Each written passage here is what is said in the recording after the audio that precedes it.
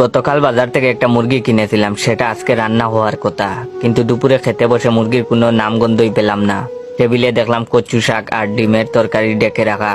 স্ত্রীকে জিজ্ঞাসা করলাম, কি গো গিন্নি, ব্যাপার কি? মুরগি কিনলাম, কালকে মুরগি কই? ও বলল, গতকাল মুরগি কিনলেই আজকেই খেতে হবে, এমন কোনো কথা আছে নাকি? যা রান্না হয়েছে তাই দিয়েই খেয়ে চুপচাপ উঠে পড়ো। কথাটা আমার খুব গায়ে লাগলো। মুরগি রাঁধবে না ভালো কথা, কিন্তু আর একটু সুন্দর করে তো বলা যেত। 2 পিস ডিম পেটে চালান করে দিয়ে খাওয়া শেষ করলাম। মনে মনে ভাবলাম এর একটা উচিত জবাব দেওয়া দরকার। তবে মৌখিক ঝগড়া এখন আর আমি বিশ্বাসী না। বাঁকা কথার উপর বাঁকা কাজ দিয়ে দিতে হবে। বাঁকা কাজ করার জন্য ওয়েট করলাম, তবে স্ত্রীকে কিছুই বুঝতে দিলাম না। ওর সাথে সুন্দর সম্পর্ক বজায় রাখলাম। পরে এক্সট্রা কেয়ার নিলাম।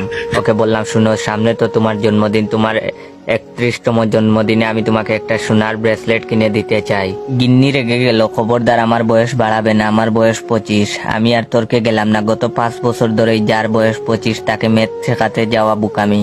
বললাম, ঠিক আছে, তাহলে তোমার 26তম জন্মদিনে আমি তোমাকে একটা গোল্ডেন ব্রেসলেট গিফট করতে চাই। তুমি না করতে পারবে না কিন্তু। ওর চোখ খুশিতে ভরে গেল আর মুখে বলল, 26 না 25? প্রশ্ন আসতে পারে, এত কিছু থাকতেও ব্রেসলেট কেন? কারণ যে যাই বলেন নাই, নারী আটকায় শোনায়, এটা আমি ভালোভাবে বুঝে গেছি।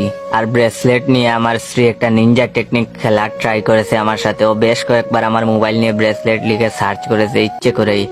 এতে করে ও যেটা চেয়েছিল সেটাই হয়েছে। আমার ফেসবুক, গুগল সব ব্রেসলেটের এড দিয়ে ভরে গেছে। উঠতে বসতে এখন খালি ব্রেসলেট দেখছি, কিন্তু আমার স্ত্রী তো জানে না যে ওর নিনজা টেকনিকের বিপরীতে আমারও একটা কাউন্টার নিনজা টেকনিক আছে, যার মাধ্যমে আমি সোনা দিয়ে কাটা তুলবো।